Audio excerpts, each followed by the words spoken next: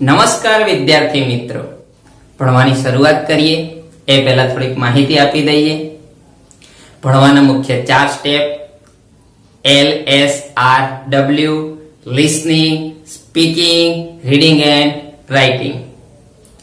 Corona વાયરસના કારણે COVID-19 મહામારી ચાલી રહી છે, માટે આપણે વર્ગખંડ સુધી બોલાવી શકતા નથી, જેના પરિણામ સ્વરૂપે ઓનલાઈન એજ્યુકેશન શરૂ કર્યું છે. શ્રી MB કર્ણાવત હાઈસ્કૂલ દ્વારા ધોરણ 12 આર્ટ્સના વિદ્યાર્થીઓ માટે વિવિધ વિષયોના લેક્ચર વિડીયો બનાવી અને YouTube ચેનલ પર અપલોડ કરવામાં આવેલા છે. એમાંનો એક વિષય એટલે ભૂગોળ, જે અમારા હસ્તક રહેશે. હું Yogendra Shri Barad, MB Karnavat high school Palanpur, 12 arts ભૂગોળ વિષયના શિક્ષક તરીકે આજે આપણે અભ્યાસની શરૂઆત કરીએ. એના પહેલા 2 મિનિટ માટે વિડિયો પોઝ કરી ready for meditation. Have a good day.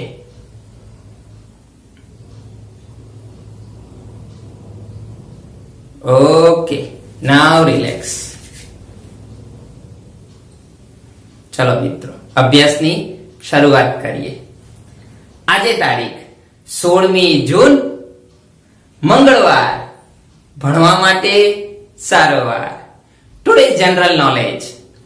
કવિ કાંતનું નિધન આજની તારીખે 16 જૂન 1923. પરિચય આપું આપને કવિનો.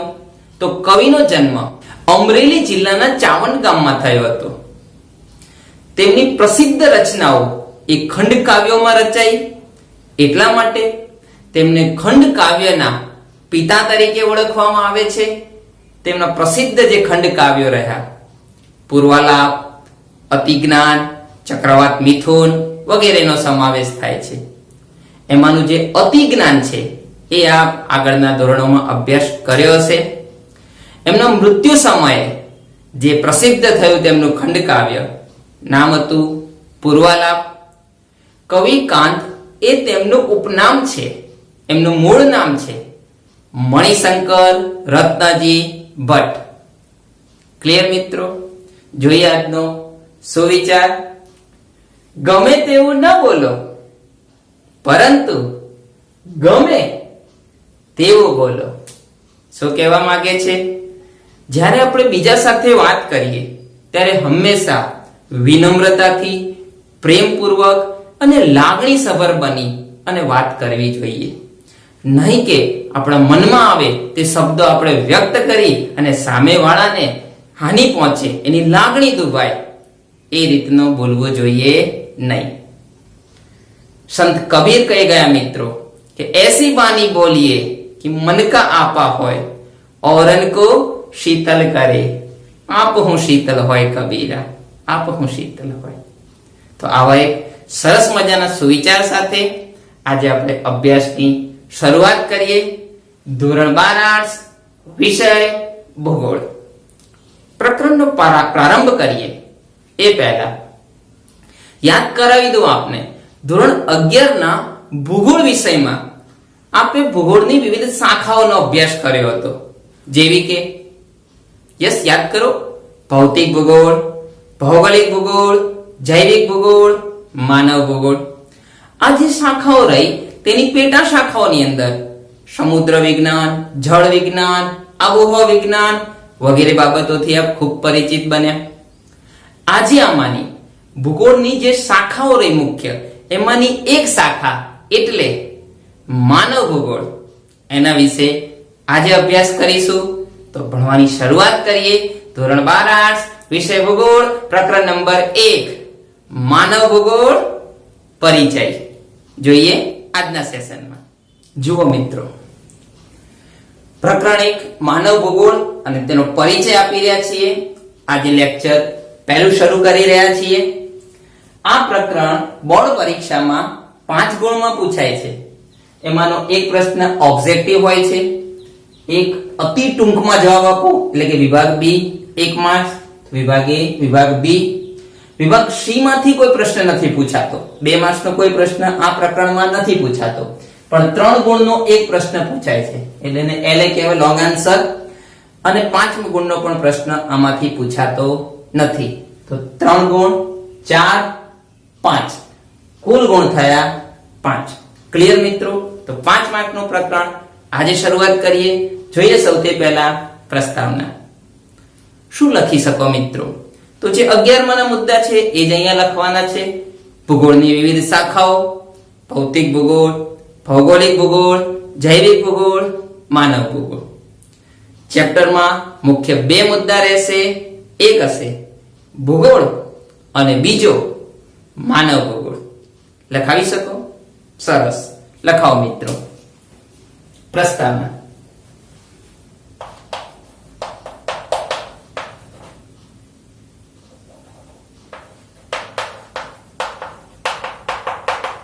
ભૂગોળના વિભાગો: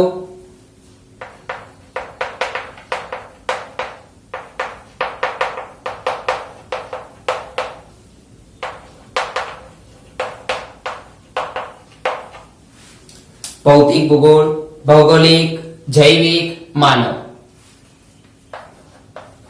ચેપ્ટરમાં મુખ્ય મુદ્દા 2.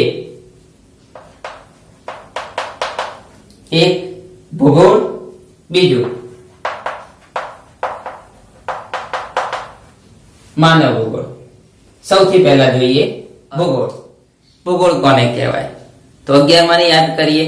ભૂગોળ માટે અંગ્રેજી શબ્દ હતો જીઓગ્રાફી, જે 2 શબ્દોનો બનેલો હતો, જીઓ અને ગ્રાફિયા.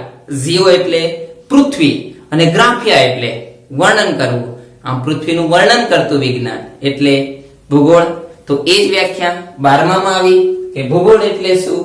તો કે પૃથ્વીનું પદ્ધતિસરનું વર્ણન કરતું વિજ્ઞાન એટલે ભૂગોળ. ક્લિયર મિત્રો? ચલો બોલો જોઈએ. ભૂગોળ કોને કહે છે? પૃથ્વીનું પદ્ધતિસરનું વર્ણન કરતું વિજ્ઞાન એટલે ભૂગોળ. ક્લિયર મિત્રો? 2 થી 3 વાર બોલવા પ્રયાસ કરશો, યાદ રહી જશે. અર્થ પરથી જોઈએ સમજૂતી. અરે વાહ, હોશિયાર થઈ ગયા.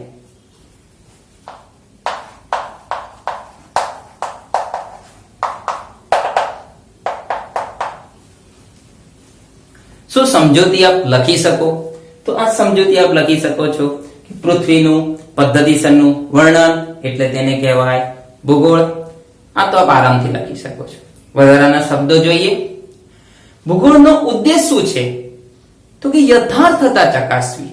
યથાર્થતા એટલે જેને અંગ્રેજી શબ્દ આપીએ ટુ નો ધ રિયાલિટી, વાસ્તવિકતાનો પરિચય આપવો. આ તેનો મુખ્ય ઉદ્દેશ રહ્યો. તેના માટે ભૂગોળ એ સમગ્ર લક્ષી બાબતોનો અભ્યાસ કરે છે. લખાવી શકો મિત્રો? ચલો લખાવો. ભૂગોળનો હેતુ: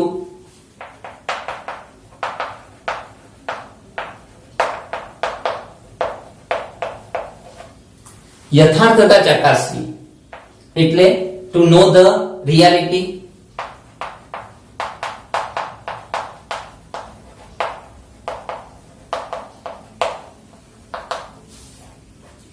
સમગ્રલક્ષી બાબતોનો અભ્યાસ કરવો.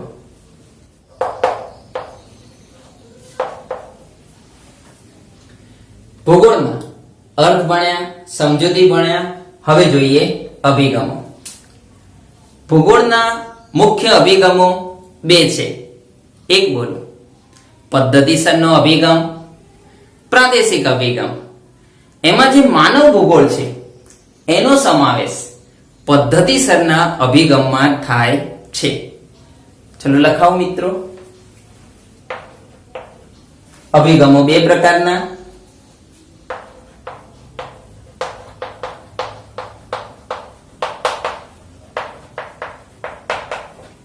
એક પદ્ધતિસરનો અભિગમ, બીજો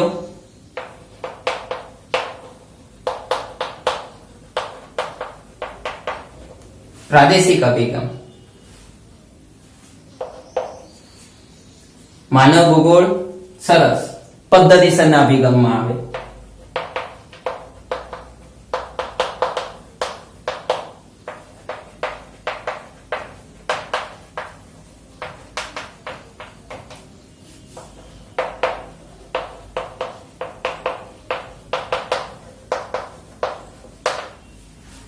ક્લિયર? હવે જોઈએ ઉદ્ભવ.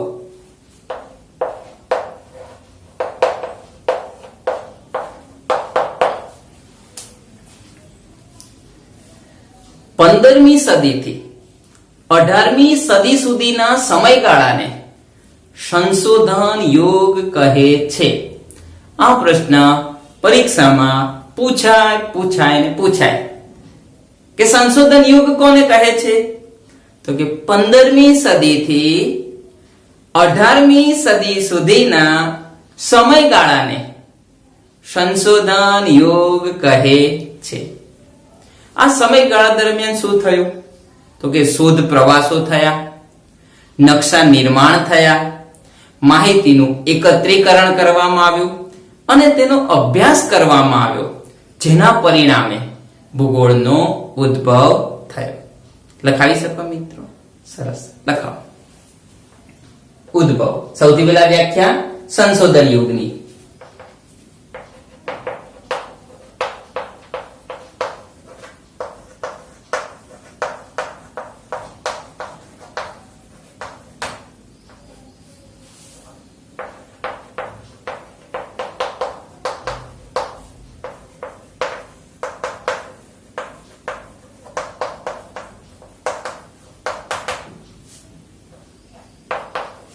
વ્યાખ્યા જુઓ. 15મી સદીથી 18મી સદી સુધીના સમયગાળાને સંશોધન યુગ કહે છે. આ સમયગાળા દરમિયાન શું થયું?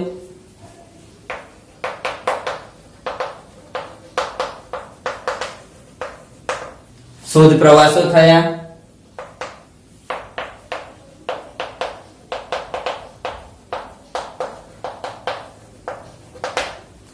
નકશા નિર્માણ થયું,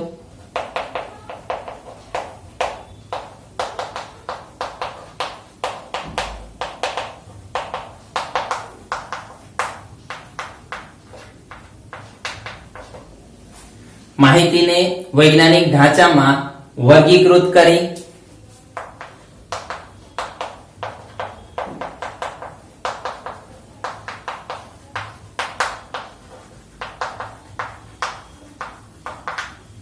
જેના પરિણામે ભૂગોળનો ઉદ્ભવ થયો.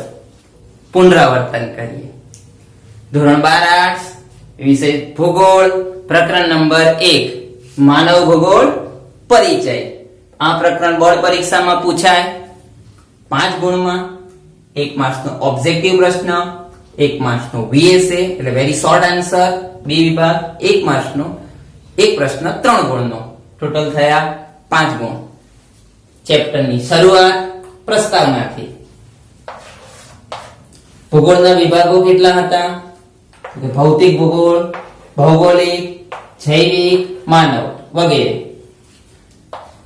ચેપ્ટરમાં મહત્વના મુદ્દા 2. 1 ભૂગોળ, બીજું માનવ ભૂગોળ. સૌથી પહેલા જોઈએ ભૂગોળ. તેનો અર્થ. ભૂગોળ કોને કહેવાય? તો કે પૃથ્વીનું પદ્ધતિસરનું વર્ણન કરતું વિજ્ઞાન એટલે ભૂગોળ. અર્થ પરથી સમજૂતી. ભૂગોળનો હેતુ તો યથાર્થતા, ટુ નો ધ રિયાલિટી, ચકાસવી. બીજું કે સમુદ્રલક્ષી બાબતોનો અભ્યાસ કરવો. જોઈએ તેના અભિગમો. તો ભૂગોળના મુખ્ય અભિગમો 2. 1 પદ્ધતિસરનો અભિગમ અને બીજો પ્રાદેશિક અભિગમ. એમાં માનવ ભૂગોળ છે એનો સમાવેશ શામાં થાય? પદ્ધતિસરના અભિગમમાં. ઉદ્ભવ. ભૂગોળનો ઉદ્ભવ એની સૌથી પહેલા વ્યાખ્યા સંશોધન યુગની. સંશોધન યુગ કોને કહે છે? તો કે 15મી સદીથી 18મી સદી સુધીના સમયગાળાને સંશોધન યુગ કહે છે.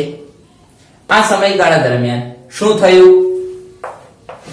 શોધ પ્રવાસો થયા, નકશા નિર્માણ થયું, માહિતીને વૈજ્ઞાનિક ઢાંચામાં વર્ગીકૃત કરવામાં આવી, જેના પરિણામે ભૂગોળનો ઉદ્ભવ થયો.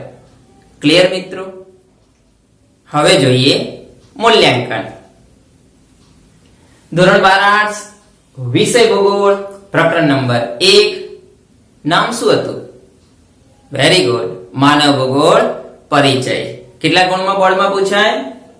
5 ગુણ. સરસ. ચલો જવાબ આપો. પ્રકરણમાં મહત્વના 2 મુદ્દા કયા?